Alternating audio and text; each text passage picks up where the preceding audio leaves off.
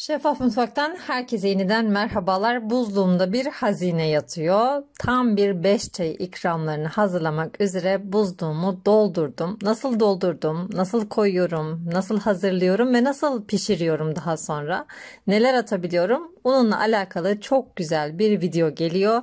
Nefis ikramlarla birlikte buzluktan misafir ağırlama videomuz başlasın.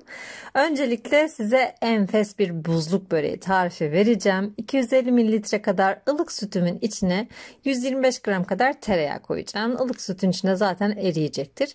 Bugün bu böreğin içine peynir kullanacağım. Ama sizler dilerseniz patatesli yapın, kıymalı yapın. Bu böreğin özelliği pufur pufur kabarıyor ama fırından çıktıktan sonra bile asla sönmüyor. Yani isterse bir gün beklesin, balon gibi şişik kalıyor. Çok lezzetli, dışı kıtır kıtır, böyle havalı havalı bir börek. İlk yufkayı serdim. Üzerine bu bol bol sostan gezdiriyorum. Süt ve tereyağlı sostan gezdiriyorum. Margarin de kullanabilirsiniz. İkinci kat yufkamı serdikten sonra tekrar sosluyorum. Uzun şeritler halinde rulet yardımıyla keseceğim. Bir ucuna istediğiniz iç harcını koyduktan sonra muska şeklinde sonuna kadar üçgen şeklinde saracağız ve sonra bunları güzelce banyolayacağız.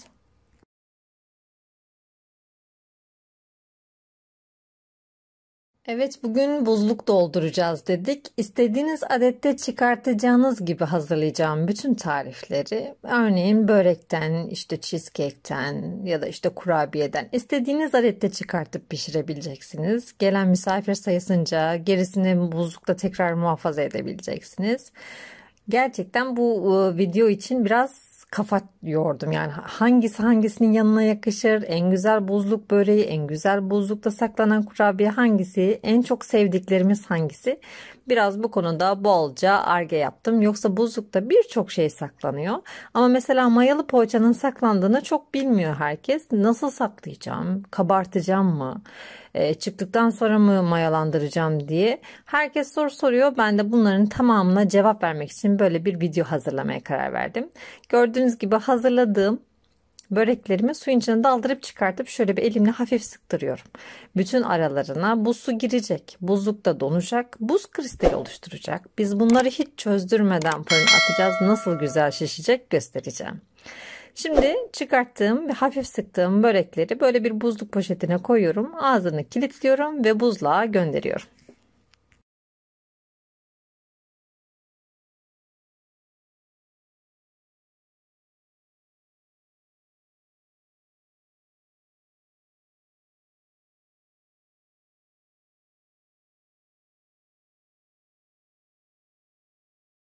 Ve gelelim en çok merak edilen poğaçaya. Poğaçanın normal bildiğimiz gibi mayalı bir poğaça hamuru yoğuracağım. Malzemeleri hem buraya hem de açıklamalar kısmına hepsini birden yazacağım. Dilerseniz ekran görüntüsü alın.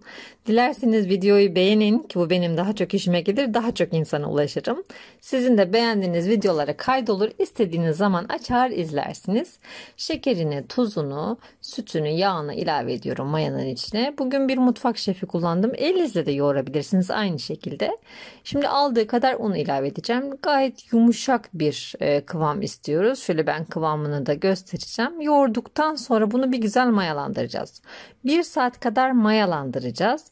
Mayalandırdıktan sonra şekillendireceğiz. Şekillendirdikten sonra buzluğa atacağız. Hemen anlatacağım. Şimdi üzerini kapatıyorum. 1 saat boyunca güzelce fosur fosur kabarıyor. Tezgahıma alıyorum. Şöyle küçük küçük yaptım. Çünkü çözülmesi zor olmasın. Çünkü bunun çözülmeye ve tekrar tepsi mayası almaya ihtiyacı var. O yüzden mandalina büyüklüğünü geçmesin bezeleriniz. Kabarmayı da göz önüne alın. Özellikle poğaçalarda şimdi 2 tepsi poğaçayı ben kime yedireyim çok da çıkıyor dedirten tariflerde işte bu buzluk hayat kurtarıyor. Her birinin üstünden bu pastane usulü katlama tekniğidir bu. Göstermek istedim. Daha önce de videolarda göstermiştim. Bugün kıymalı yaptım içini. Kıymalının harcının tarifini vermedim ama sizler istediğiniz harçla yapabilirsiniz. Kıyma, soğan, karabiber, tuz kullandım ben sadece ve baharat, kırmızı biber kullandım. Bakın bu şekilde kapattığınız zaman poğaça açılmaz. Çok güzel şekli olur. Bu pastanedekiler gibi şekli olur. Böyle dudakları olur önünde. Şişko şişko dudakları olur. Çok güzel oluyor. Şimdi bunu hiç tepsi mayası aldırmayı beklemeyeceğiz. Ama buzluğa koymak için de bir tepsiye lazım ki hani birbirine yapışmasın diye. Yağlı kağıt serili tepsiyi alacağım ve sonra buzlukta donduktan sonra poşete dolduracağım. Finalde göstereceğim. Hemen bir diğer tarifimiz olan çiğ köfteye geçeceğiz. Çiğ köfte buzlukta saklanır mı? Evet, saklanır, hem de hiçbir şey fark etmez. Yani çıkarttığınız zaman aynı tazeliğini korur. Buradaki çiğ köfte tarifinde hayalimdeki yemekler Safiye arkadaşımın tarifinin yarım ölçüsünü sizler için çektim. Ben bu tarifi çok seviyorum, çok beğeniyorum. Daha önce böyle sıcak suyla yapmazdım. Sıcak suyla kısır mı yapıyoruz derdim. Ama bütün ön yargılarımı kırdı bu tarif. Hem buraya hem de açıklamalar kısmına yine malzemeleri tek tek yazarım. Oradan ekran resmi alabilirsiniz. Karıştırıyorum, kapatacağım kapağını. Ben soğanı kenarda rendeleyene kadar şu şöyle bir şişsin. 2 tane orta boy soğan rendeledim. 3 dişte kadar da sarımsak içine ilave edeceğim. Sarımsağın, soğanını, işte bütün baharatlarını içine ilave edeceğim. Mutfak şefinde yoğuracağım. Bunun en güzel özelliği, en büyük bir püf noktası bence soğanın suyunun sıkılması. Hakikaten bu soğan suyu içine bir böyle anlam veremediğimiz bir acılık veriyordu. İşte onu tam da ortadan kaldırıyor bu soğan suyunu sıkınca. Suyunu da bir et marinasyonunda kullanabilirsiniz. Yazdan hazırladığım domates sularından içine ilave ettim. Bu çiğ köftenin canı salça. Ne kadar güzel bir salça bulursanız o kadar güzel çiğ köfte olur. Acı bir salça olursa, hafif şöyle damağı hafif yakan bir salça olursa çok daha güzel olur. Şimdi diğer baharatların içine ilave edeceğim. Vereceğim makinenin ağzına, makinenin koluna, pedalına kuvvet diyeceğim. Dilerseniz aynı şekilde çiğ köfte tepsisinde de yoğurabilirsiniz. Şimdi bunu yoğurduktan sonra biraz böyle bu kuruyacak. Kuruyunca ben bunun içine tane tane buz küpleri ilave edeceğim. Peki bu buz küpleri ne işe yarıyor? Bir kere çiğ köfte aşırı ısınıyor. Yani döndüğü zaman ya da elinizle ufaladığınız zaman işte bu ısı ayarını korumak için buz küpünü ilave ediyorsunuz. Bir de ne yapıyor? Suyu içine yavaş yavaş veriyor. Damla damla veriyor. Bu sefer de hiç kıvamı bozulmadan suyu içine azar azar alır gibi çiğ köfte tam kıvamında yoğruluyor.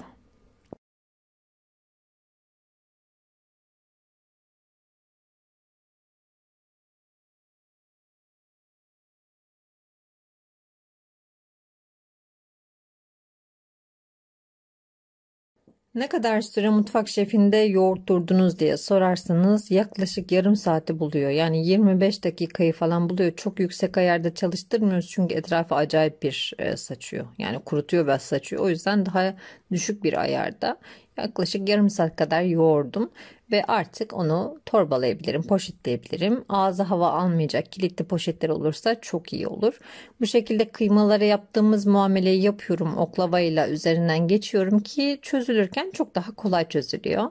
İstediğiniz incelikte yapın. 3-4 paket yapın. Biz birazını o akşam gömdük çünkü. Geriye kalanını buzluğa atabilirsiniz ve hemen en sevdiğimiz tariflerden olan elmalı kurabiye hamuru, elmalı turta hamuruna geçeceğim. Hem kurabiye hem de turta yapabileceğiniz nefis bir hamur hazırlayacağız.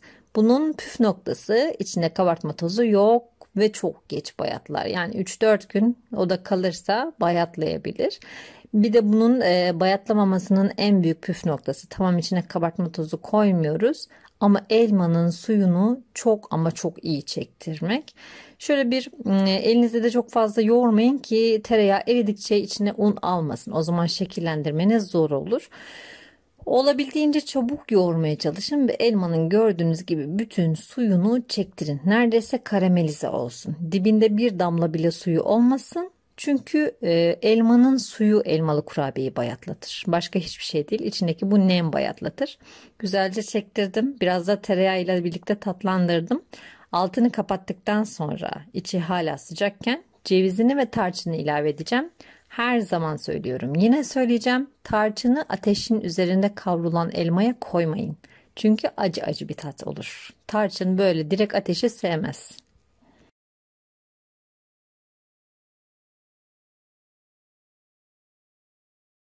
Hamurum yaklaşık yarım saat kadar dinlendi. Şimdi şöyle tezgaha alıyorum. Ben böyle bir tart kalıbının içine bir tane tart hazırlayacağım. Geriye kalanını da kurabiye yapacağım.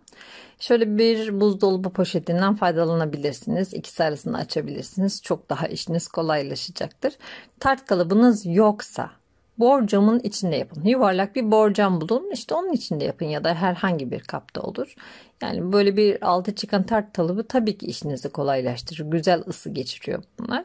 Çok ince olmayacak şekilde altını tabanını oluşturduğum elimle kenarlarından bastıracağım. Şimdi bu tartı donduktan sonra çıkartabilirsiniz. Yani tart kalıbınız size lazım olabilir ya da borcamı içinde tutmak istemezseniz çıkartabilirsiniz. Onu da göstereceğim. Elmalı harçtan içine bol bol koydum. Görüyorsunuz kuru bir harç. Asla böyle sulu sulu bir harç değil. Üzerine de yine hamur rendeliyorum. İsterseniz şerit de yapabilirsiniz ya da bir baskıyla böyle çiçekler, yapraklar da kesebilirsiniz. Nasıl istiyorsanız. Bu kıtır kıtır hamurları üstüne koyduktan sonra buzluğa gönderip onu donduracağım. Geriye kalan hamurdan da istediğiniz şekli yapın. Ben şöyle bir size fikir olsun diye böyle bir rulet yardımıyla bir şekil verdim. Dilerseniz böyle de yapabilirsiniz. Bu ruletli kurabiye şeklini niye tutuyorum onu da söyleyeyim. Elmanın bütün buharı bu aralardan çıkıyor ve kurabiyeyi hiç ıslatmıyor. Kıtır kıtırlığından hiçbir şey kaybettirmiyor. İşte o yüzden böyle biraz havalı olsun, biraz da böyle çizgili olsun diyorsanız bu kurabiye şekli gayet güzel. Yağlı kağıt ya da buzdolabı poşetinden yardım alarak yine kolayca yapabilirsiniz. Bunları buzlukta donduracağım. Dondurduktan sonra poşetlemek daha kolay oluyor. Söylediğim gibi şimdi tart hamurunu çıkartacağım. Bir buzdolabı poşetine koyacağım. Tart kabı lazım olur diye. Bu şekilde saklayabilirsiniz. Geriye kalan kurabiyeleri atın. Asla artık birbirine yapışmaz. Buzdolabı poşetine ve buzluğa gönderin. İstediğiniz adette çıkartıp pişirebilirsiniz. Ve son tatlı tarifimize geçiyoruz. Kolayca cheesecake yapacağız. Bu da adet adet buzluktan çıkartabileceğiniz yaş pastalar, tatlı krizlerini önleyecek nefis cheesecake'ler. Şimdi kremayla labne peyniri böyle bir çırpıcı yardımıyla karıştırdım. Bunu hazırlamak çok kolay. Yarım su bardağı ya da bir çay bardağı kadar pudra şekeri. Pudra şekeri daha çabuk labneye karışıyor. O yüzden pudra şekeri ama biraz fazla karıştırırsanız toz şeker de olur. Bir tane yumurtaları içine ilave edin. 2 adet yumurta kullandım. Bir pakette şekerli vanilinle birlikte cheesecake'imi hazırladım. Hepsi bu kadar. Kaldı geriye alt tabanını yapmak. İçine un koyuyoruz ve nişasta koyuyoruz. Birer kaşık. Daha fazla koymayın. Çünkü kıvamı bu un ve nişasta belirliyor. Alt tabanın içinde bisküvi kullanacağım. Yulaflı bisküviler olursa, böyle kepekli bisküviler olursa daha güzel olur. Petibörler biraz daha hamurumsu olurlar. Bir paket yulaflı bisküviyi rondodan çekiyorum. İçine eritilmiş 3 yemek kaşığı kadar tereyağını ilave edeceğim. Biraz da öyle çekeceğim. Islak bir kum edasında olunca artık onun tabanı hazırlamakla işim bitecek. Ve 12'li muffin kaplarına birer tane cupcake kağıdı serdim. Bu şekilde hem pişirmek hem de saklamak daha kolay oluyor. Gördüğünüz gibi birer kaşık dolu dolu bisküviden içine ilave ediyorum. Bardağın tersi yardımıyla sıkıştırıyorum. Daha sonra üzerine hazırladığım cheesecake karışımını dökeceğim. Su dolu bir kabın içinde 170 derecede fırında pişireceğim. Yaklaşık 15-20 dakika arası pişiyor. Şöyle hala sallanıyorken alabilirsiniz. Bu tarifte pınar labne kullanırsanız inanın çok daha güzel oluyor. Çünkü birçok tarifi denedim. Birçok labneyi denedim bu tarifle. En güzeli pınar sonuç verdi. Aklınızda bulunsun, bazı labneler çok fazla kabarıp çökebiliyorlar. İsterseniz mandalinalı da yapabilirsiniz. Hatta buraya linkini ekleyeyim. Dilerseniz mandalina soslu mini cheesecake'ler de hazırlayabilirsiniz. Şimdi ben bugün çikolatalı hazırladım. Beyaz çikolatayla üzerine süsledim. Sütlü bir kuvertürle ganajı hazırladım. İşte 100 gram, 100 gram, 50 gram, 50 gram gibi. Onu da yine açıklamalar kısmına yazarım. Kaça kaç çikolata ganaj hazırladığıma dair. İsterseniz çikolata sosu dökün ya da sade tüketin. Sadece bir meyve koyun. Cheesecake istediğiniz şekle girebilen bir tatlı. Buzluktan çıkardığım poğaçalarla başlıyorum. Çünkü poğaçaların çözülüp maya alması lazım. O yüzden mutlaka ilk önce poğaçayı çıkartın. Poğaça bir tarafta mayalanırken ben başlayacağım diğerlerini pişirmeye. Elmalı turtayı koydum. 170 derecede yaklaşık 30-35 dakika boyunca nar gibi kızardı. Kıyır kıyır oldu. Misler gibi koktu. Kenara alıyorum. Turtam işte bu kadar kolay hazırlandı ve pişti. Ve en pratik bulduğum, en lezzetli bulduğum buzluk böreklerim. İçine koyduğum peynir biraz erise de çok lezzetliydi. Şimdi üzerine eritilmiş tereyağı sürüyorum. Çok yakışıyor. Hiç yumurta sarısı sürmenize gerek yok. Varsa bir tereyağınız üzerine sürün. Hatta bakın donuyor üzerine koyar koymaz. Buzlu buzlu fırına gönderin. 190 derecede. Turbo ayar olur, alt üst ayar olur. Böyle balon gibi şişecekler. Gözlerinize inanamayacaksınız. Her ne kadar kıtır kıtır bu peynirleri aksa ve ben onları gömsem de bir taraftan nefis, sonuna kadar soğusa bile çökmeyen börekler elde ettim. Diğer taraftan çiğ köfte de çözülmüş. Artık onu da elimle şöyle şekillendirebilirim. Elimle şekillendiriyorum. Marul, limonla birlikte süslüyorum. Hepsi bu kadar. Çiğ köftem hazır. Tamamen çözüldü. Biraz tepsi mayası aldırdım. Yaklaşık 2 saatten beri oda ısısındalar poğaçalarım. Fırına gönderiyorum. 180 derece turbo ayarında güzel fosur fosur kabarana kadar ve güzelce nar gibi kızarana kadar pişiriyorum. Cheesecake'lerim de yine çözüldüler. Onları da servis tabağıma alıp böyle bir ekşi meyveyle çok tatlı oluyor aslında bu cheesecake'ler. Tatlı dengesi diyorum ben buna. Ekşi meyvelerle birlikte üzerine süsledim. Pudra şekeriyle birlikte elmalı tartımın üzerine süsledim. Dilerseniz kurabiye yapın. Ben elmalı tartı çıkardım bugün. Ve artık masamı hazırladım. Çayımı dökeceğim. Artık ahaliyi çağıracağım.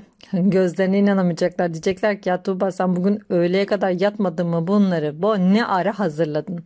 Çıkartıp pişiriyorsunuz. Çıkartıp şekillendiriyorsunuz. Elinizin altında muazzam bir ikram sofrası oluyor.